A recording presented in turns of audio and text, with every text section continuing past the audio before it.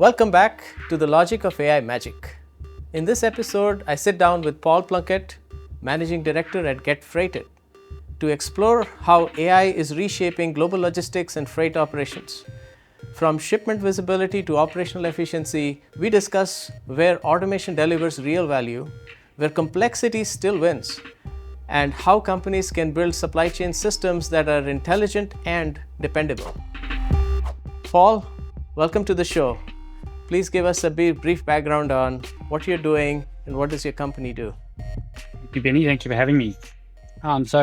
Get Freighted is a small Australian located freight forwarding company. We specialise in air freight movements, and 90% of our customer base are wineries. So we support them in all of their sales cycles, whether that be B2C or B2B. Typically small packages to continental Europe, North America, all over the world. Our business has been going about 25 years, and I purchased it 18 months ago. Got it. So there's the wineries are your customers, and they have to ship that wine all across the world.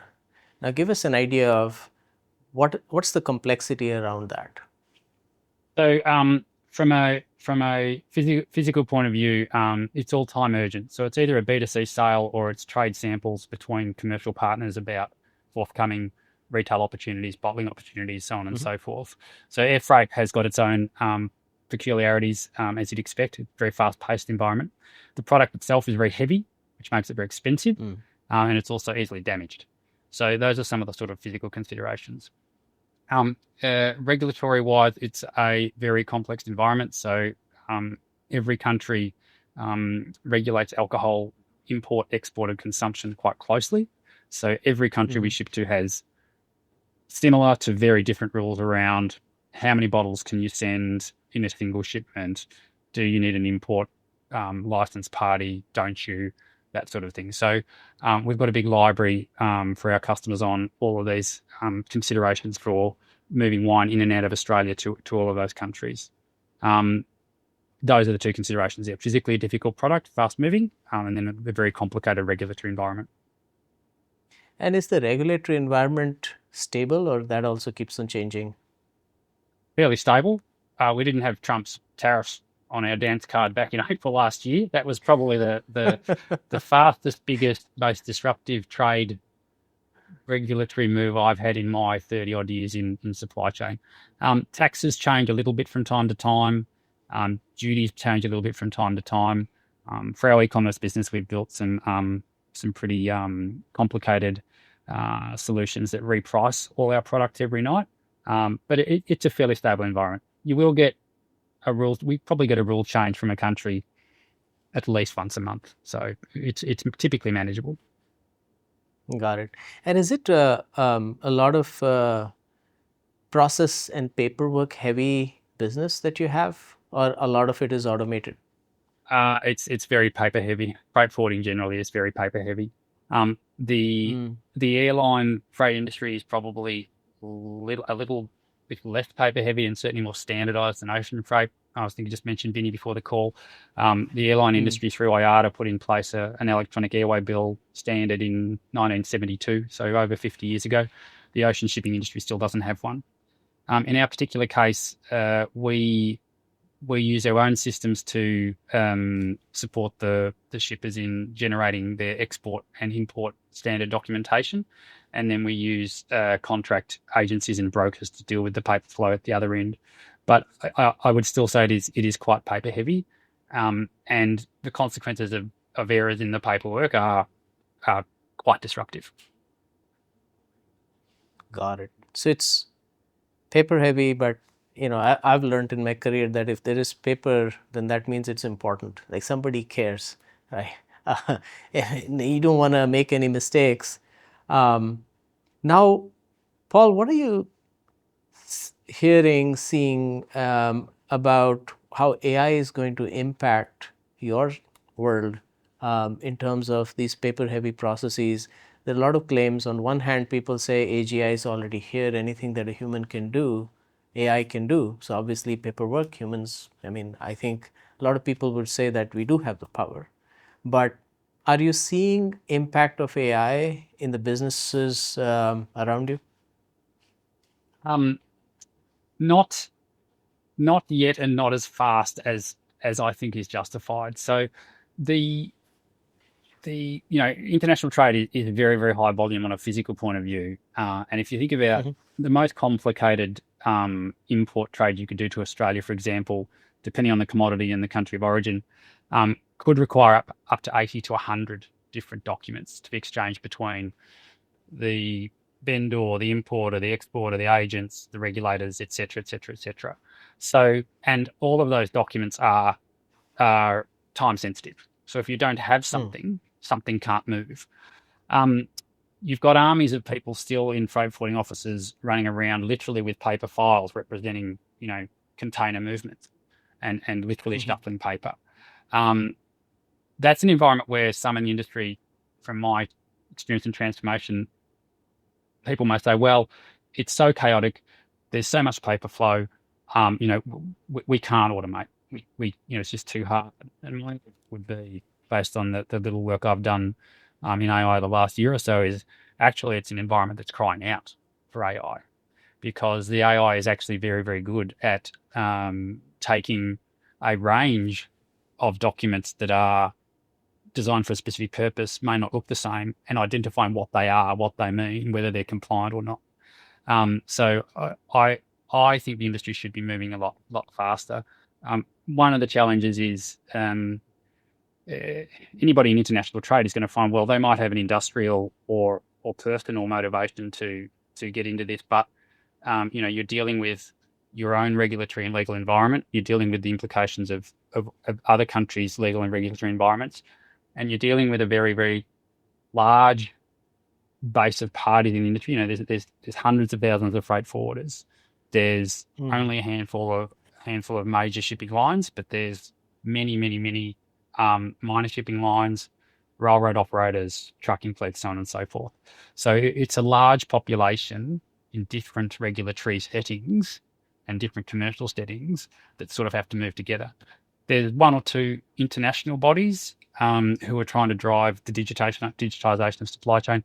They've recently had some success with the electronic bill of lading, although the take up is low. It's a long way of saying, as I said at the start, it is happening, but it's probably not happening as fast as it needs to. Something will unlock that. Somebody will do something.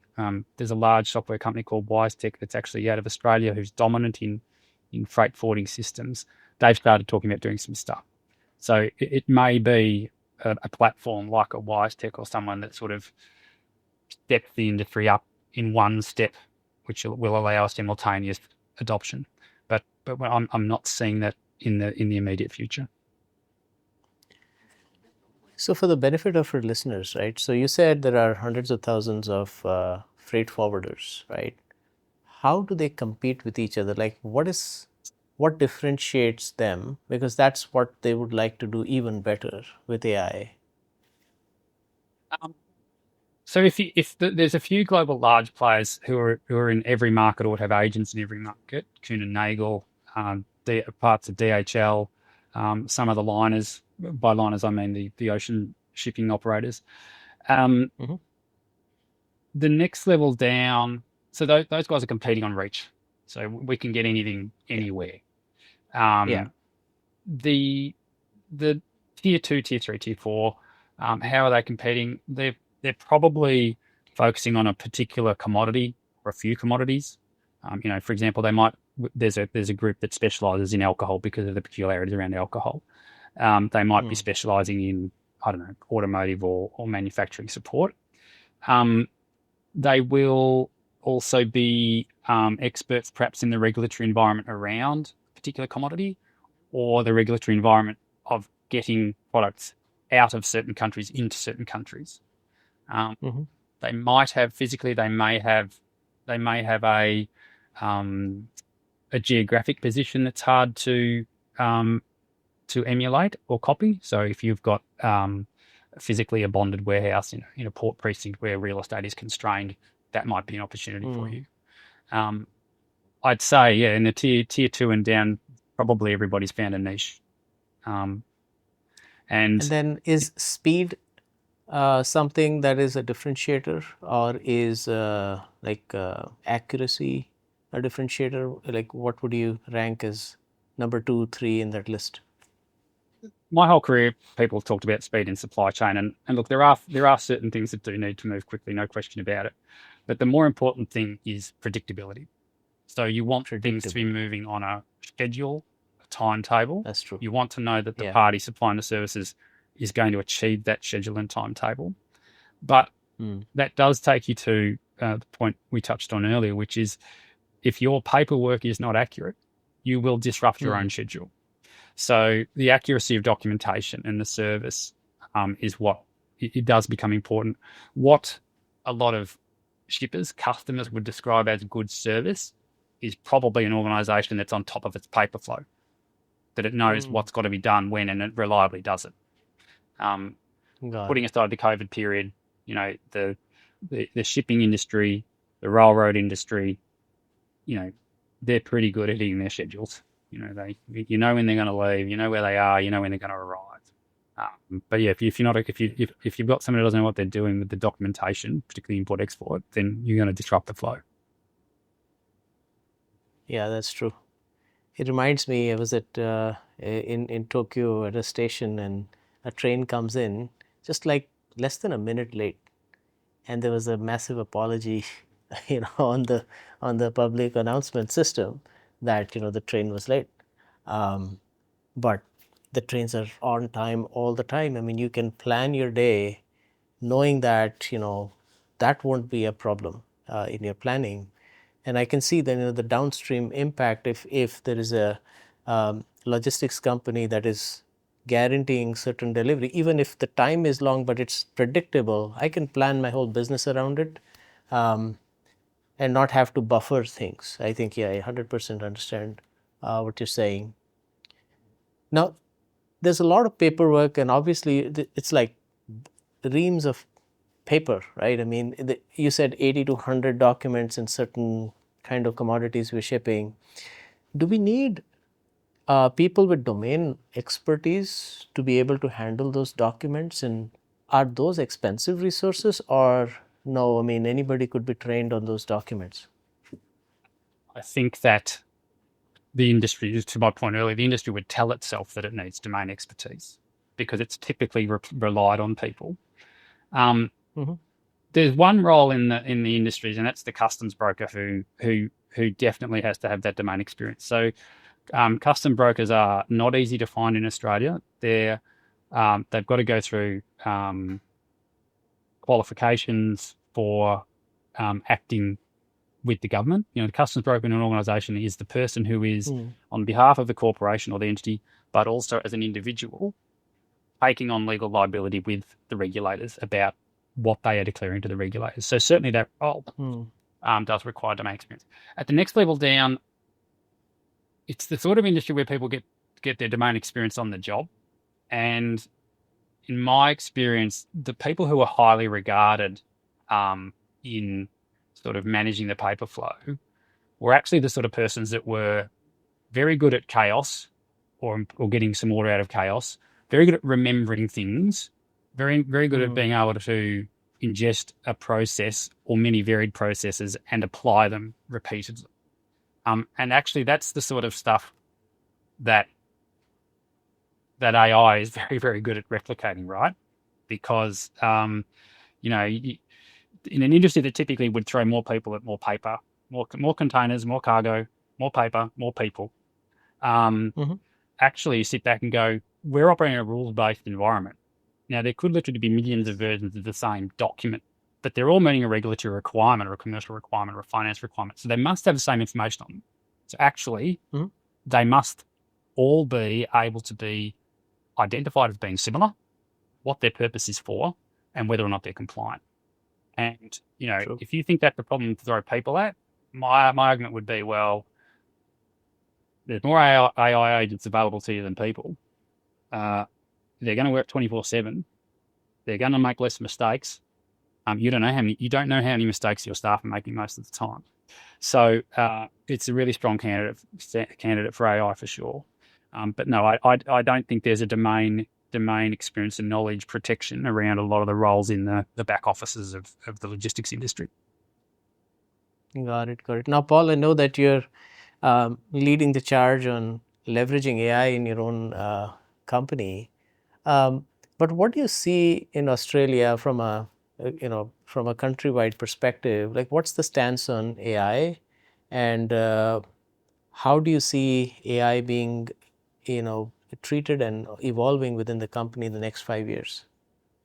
So we have the federal Australian government, for example, has been rated quite highly on its digital transformation just recently, very high. I think it was number 2 or 3. I think it was an OECD study in terms of not just their ambition, in terms of the range of government services and functions that they have a program or a project for, but also how advanced they are, and critically, how well they're doing at having a whole of government approach rather than an agency or ministry approach. We've got, on the physical side of things, I was reading this week that Australia's got the second largest after the US pipeline of data center investment. So the governments are being very supportive of that as well, almost bending over backwards. We get completely tie ourselves in knots down here about how much our electricity costs and how much we haven't got enough of it. The reality is that Australia is a very energy-rich continent, both in terms of fossil fuels, but also natural renewable resources. So we are leaning into that. There's, in this space, as there are in many in Australia, there is a disconnect between how much is being done versus how much is talked about. So governments in Australia do not typically come out and talk openly, enthusiastically about change, restructuring the economy, so on and so forth, because it tends to scare the electorate. We have a very conservative electorate, and we have a very strong union movement in the country. Although it only represents less than 10% of the private sector workforce, it has some peculiar legal rights in terms of workplaces and representing employees. So then when it comes to commerce and industry, the very large players, the banks, insurance companies, they're all leaning into it very heavily, the large national retailers as well. Below that level, I think small business people, the average employee in the street, that be aware of AI. They're probably engaging with it day to day. I mean, you can't avoid it now. If you're using Google search, you're getting an AI response now at the top of the screen. Are they doing much in their small businesses or so on? Probably, again, not as much as you would think would be prudent.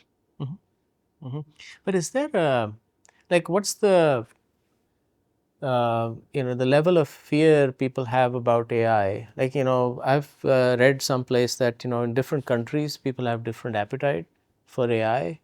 Like if you go talk to people in India or China, there's a lot less fear about AI. It's like more intrigue and maybe let's try it out. In the United States, while there's a lot of AI going on, you'll find more people saying, oh, doom and gloom, AI is going to take over the world and the singularity is near. What's the common theme in Australia? With an overarching physical answer to what you just observed about continental or cultural differences. India, China, etc. On this topic or others, they've got everything to gain. Right? That's their perspective. They're on the way up. In the West, we've been affluent and healthy and living a long time and well educated for a long time.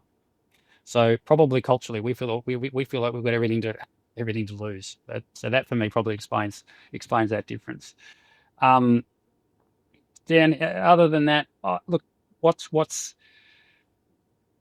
I think there's just a great conservatism and almost righteousness in Australia about what one's job is and what one's job should be and to what extent one should have authority over their role and how they do it and when they do it and so on and so forth. So many topics that come near changing people's work in Australia take on a great controversial significance that is often completely out of whack with what the change is actually going to be, or the topic is going to be. I've worked overseas a couple of times. Australia is a strange culture to work in, I can tell you. But I mean, if you look at what AI is gearing towards, right? I mean, the AI is trying to get to a place where it can do human jobs probably better than what humans do. In fact, already it's happening, right? One of our customers yesterday was saying that, it would take a human about 2 weeks to read through a 50-page contract and then figure out whether it matches with the company rules and give an educated answer. Here, AI did it in 2 minutes, and arguably better, right? Because AI can read every word and give you an analysis based on the 50 rules. And that was quite scary, right? Because these humans are also not the average person you find, straight out of high school. They know legal terms, they have somewhat of a, legal degree there. They understand what the words mean and how they can be interpreted or misinterpreted. They have a lot of experience as well. And out comes AI and does the job. And the question was, and this is a service integrator helping one of a large pharma companies here, and they're like, we have 30 people doing this job day in and day out, and now AI can do it in 2 minutes. I have an option. Either we don't tell it to the customer, right, that AI can do it. You always need humans, but guess what? Customers are also seeing it themselves. They're challenging, like, you need to drop the price on your service because now it's getting easier. And they can, except what do they do with the humans? They cannot drop the price unless they let the humans go and find another job for the humans. And that is the scary part. So they're saying, look, the writing is on the wall. We got to do something. And this is a very scary moment for people who have been very comfortable. And this is a very highly paid job, right? Going through contracts. And I can also think, understanding the complexities of custom laws and stuff like that. It's a skill that not everybody has. Now, it actually ends up as more of a cultural decision than actually a technology decision, right? Even Satya Nadella was saying a year ago when people were talking about what's going to happen with AI, he said, look, technology will be there. It's all about adoption. How slow the adoption will be. I mean, if you look at nuclear power, technology has been there for decades, and how many countries have actually adopted nuclear power?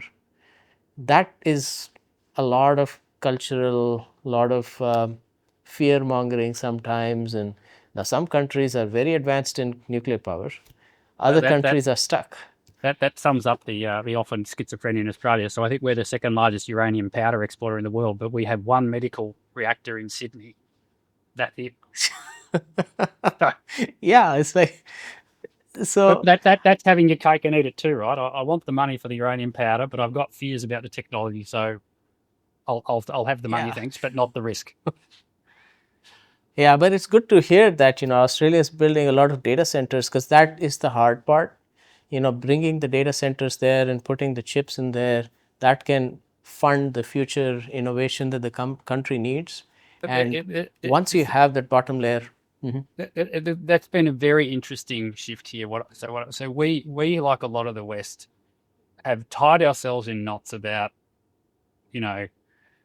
is climate change real or not? Okay, well, doesn't matter anymore because now renewable energy is the cheapest technology in Australia, at least on a completely levelized basis. But should we keep some coal power stations open longer, or why can't we put solar panels here, or why can't we put a wind farm there, and on it goes. But all of a sudden, with the data centers, there's this huge demand for power. Yeah. And these huge opportunities. So all of a sudden, we're building out, the renewables pipeline has started accelerating again because there's a demand, and it's responding to the demand, but it's taken it to a positive. So the anti-renewable push has been, well, I'm losing this, I'm losing that. I don't think it's the right technology. But something like this turns it around and says, well, we just need more power. How are we going to get it cheaply? That's true. And it's the same answer, but the paradigm is Yeah. different. That's a good thing. Yeah. Thanks for that, because that explains it well. Like, you can, I think somebody said, um, if you can't solve a problem, make it bigger. And then, Don't waste the the, process. the solution. Yeah. And that's probably it. Like, you can't solve the power problem, just make it bigger. Like, I need 10 times more. What are you talking about? Well, And then, Australians are very, very good at ignoring a problem or admiring a problem until it's big enough to have to solve it. yes, you have to solve it. And I think the AI problem is definitely going to be big from a cultural acceptance perspective. And the other observation, so now this is about the contracting that I was talking about, but then there are fields like healthcare, right? Now it's a highly paid jobs. What's happening here in the Bay Area and in the West is essentially AI is technically now getting better at looking at all the patient records, not missing any signal, and then saying, hey, this medication you're actually doing wrong, it should have been this, and actually coming up with the next steps. Except humans still want to be in control, and also the hospital wants some human to blame, not AI to blame, because there's no way out about it, right? But a lot of the medical professionals are getting these tools, and it's making their job simpler, and they get happy for some time, and then 6 months later there's a meeting and they say, now your patient load has been doubled, and they're like, what?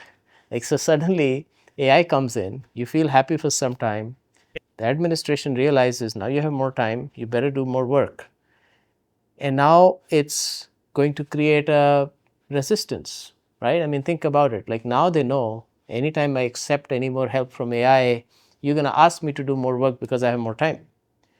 And that's the challenge that we're going to face, right, as societies everywhere around the world. Now you like run your own business, so you have full control, right? So talk about your own business because you have full control. How would you navigate this, Paul, in the future? How would I navigate it given I have got full control of my You have own full business? control. You can deploy AI as you want, right? Now you have a set of people. What are you going to tell them? Like, I'm bringing in AI. Do they need to feel afraid? Or you're saying, oh no, now we're going to solve bigger problems.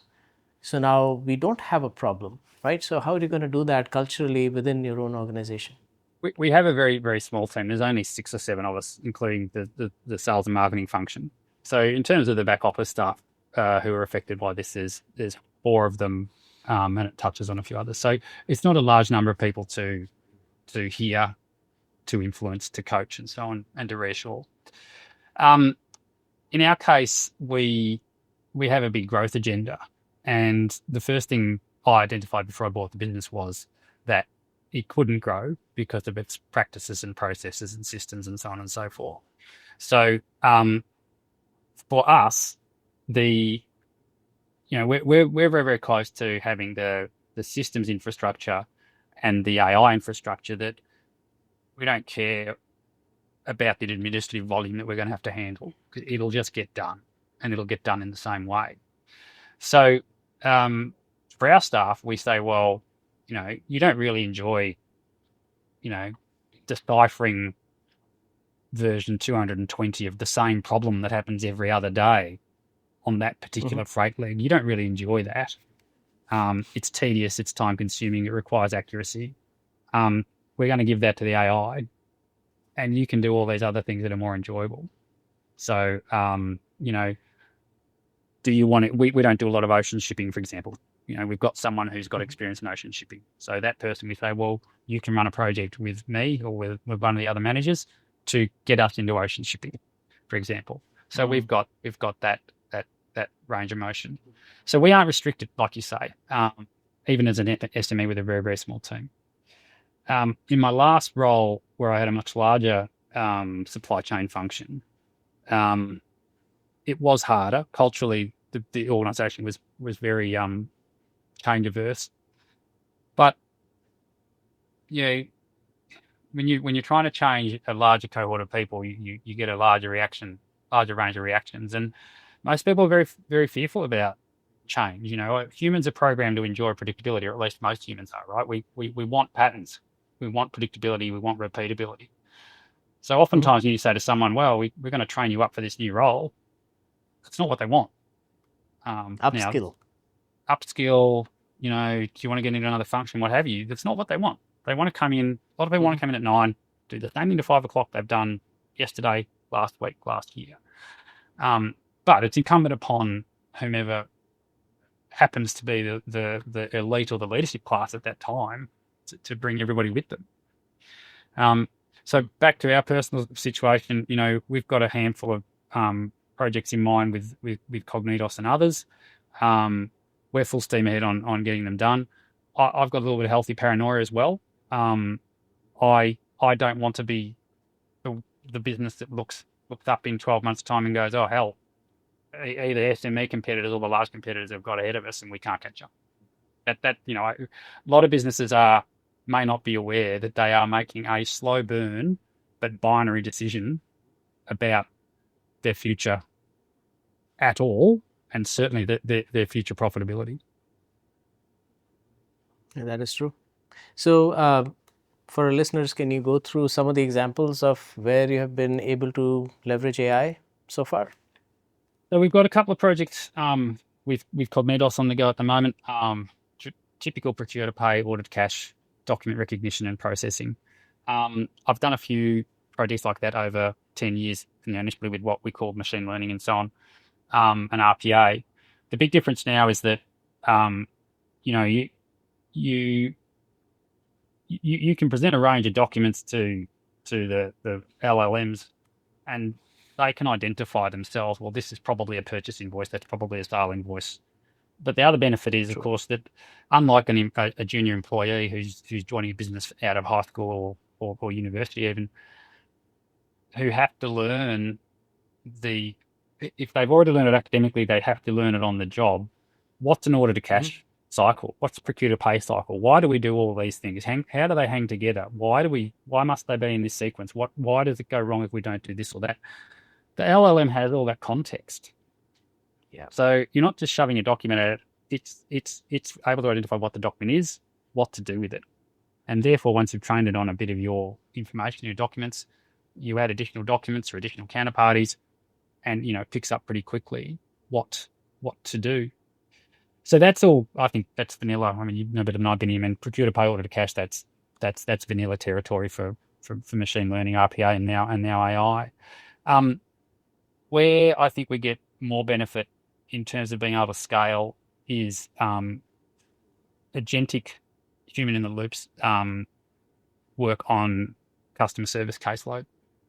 So we get very we don't have a high shipping failure rate, but when things do fail, they're typically quite complicated because there's so many parties involved and the product's expensive and all the rest of it. We can have customer service cases that go on for weeks or months. And at some stage they get presented to me and someone wants me to authorize something.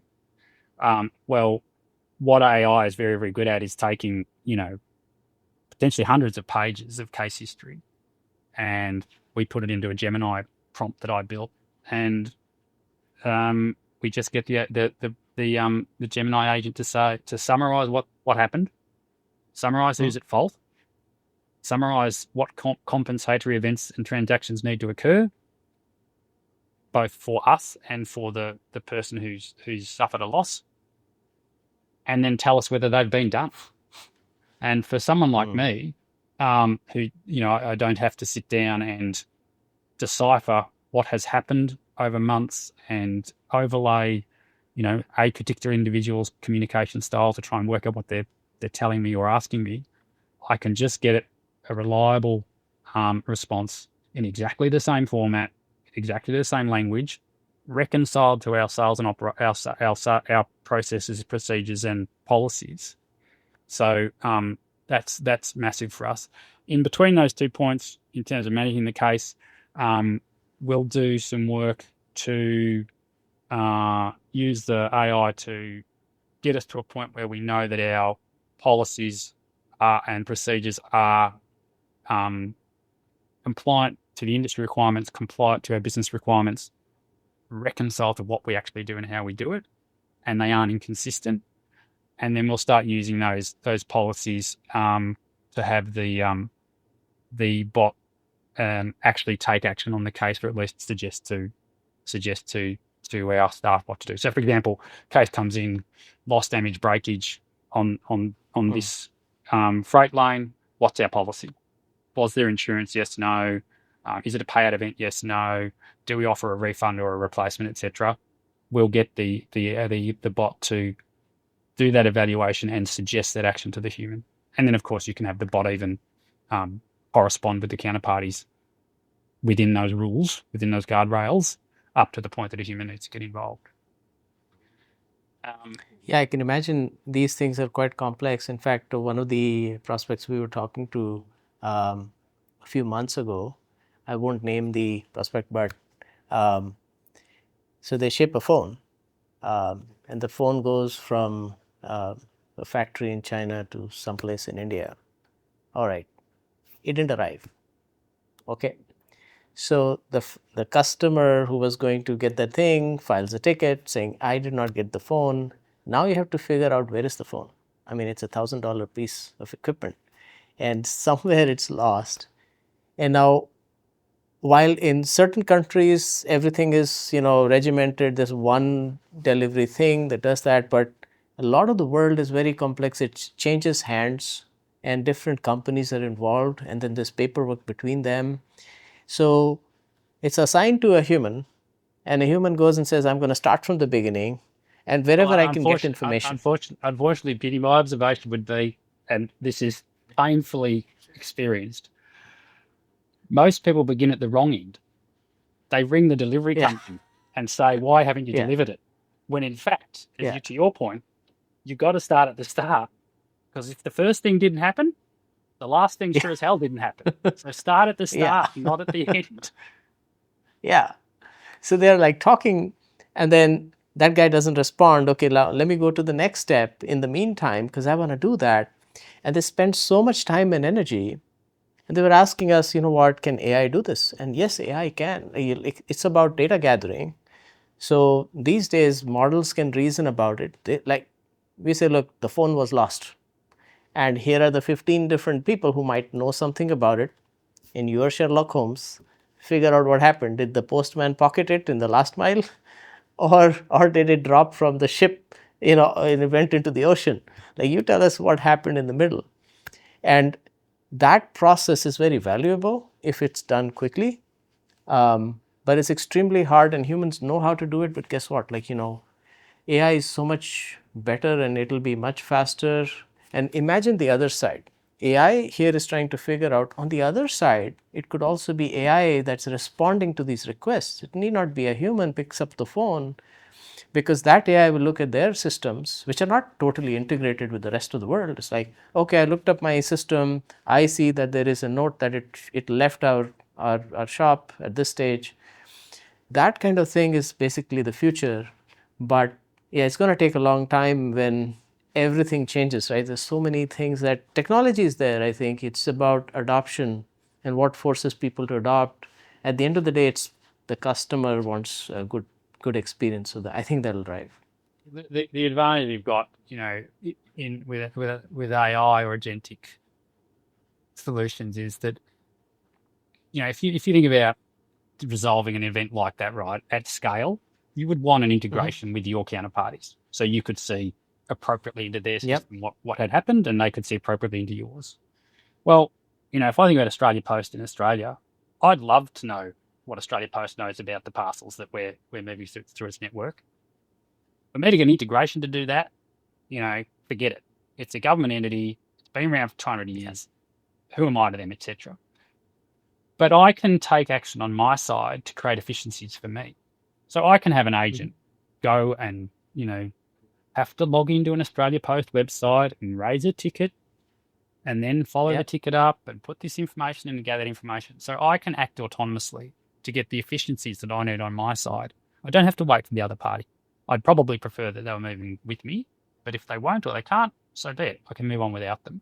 The other thing that, you've touched on there is what's surprising in I said earlier that humans are pattern learners. They like patterns, they like routine, and so on and so forth. For some reason, in logistics administration and customer service, that seems to leave people a lot of the time.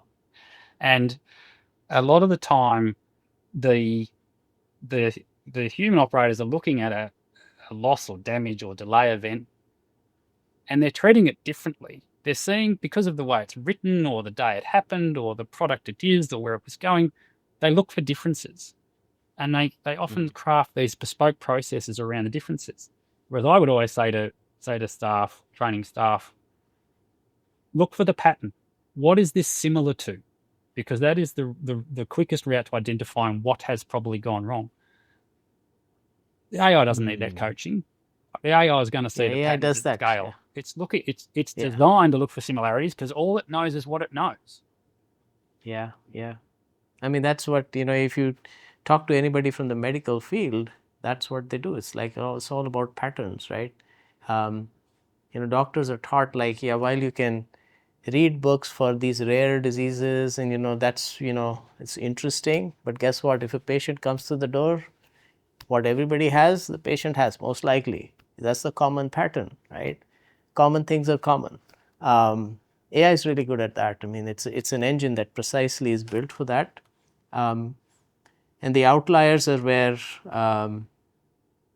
it's getting better at that as well. I mean, it'll go through the common things and eventually come up with a conclusion. In fact, I mean, I think it's, how many years ago was that AlphaGo experiment where AI beat the world Go champion? I mean, think about it. That's like thinking about all these scenarios, all the cases, and then competing and being better than a human. So we know that AI has been better at understanding patterns and also figuring out the rare moves that will get it to a place where a human cannot go. That has been there for a long time. It's now that we're realizing that AI can do it in generalized forms, not just specific things like in a game, but any problem that you can expose to it. And now my developers here, they're using AI for coding, right? Again, AI is really good at creating code that follows common patterns that are well tested, and that's why AI is able to write code so well, because it's all about patterns. And anytime your people on my project tell me they're going off to talk to engineering, they're actually going off to prompt the AI, yeah, cool, man. So one last question to wrap it up, Paul. Where do you think, if you and I were to talk again in like 5 years, what do you think would be talking about in terms of AI and the impact it has had, in your opinion? I suspect we're going to be talking about whether or not we were successful in creating a positive imperative for millions of people to lean into new ways of working and the necessity of leaning into new ways of working. I am an optimist by nature. And initially I thought, this revolution will be like the Industrial Revolution and so on, in that because we can the Industrial Revolution allowed us to do things quicker, cheaper, faster, better, etc. We grew the economy, new roles were created. We've been very successful in keeping people in work. I initially thought that about the AI revolution. I'm not so sure now. I think in 5 years' time, we'll either be saying we did a good job in preparing the population for change and we're okay, and perhaps we're a little bit surprised about that we pulled that off. Or we could be having a conversation about not achieving it very well at all and the implications of it. For businesses leaning into it, at a more personal level, I think we'll probably be talking about what's next. It's not. This is not 5 years' time. This revolution isn't over. We will. I imagine we will be, doing things, not just identifying more use cases for AI, but we will be doing things that we couldn't imagine were possible by virtue of what we've been able to take away from humans and allow humans to do. And I think, organizations who lean into this will be surprised about how fast they're able to move and how fast they're able to grow without, Australian expression, coming a cropper, because growth usually, sustained high growth often brings organisations undone. So yeah, I think we'll be having a philosophical discussion, Binny, and we'll, if we've been successful at perhaps staying in the front, we'll be talking about how good business is. Awesome. Thank you, Paul, and looking forward to working with you at the bleeding edge of AI. And to the viewers, thank you for taking your time to listen into this episode of The Logic of AI Magic. Be sure to like, subscribe, and share this episode to stay up to date with the future episodes. Thank you, Paul. Thanks, Binny. Good to talk to you.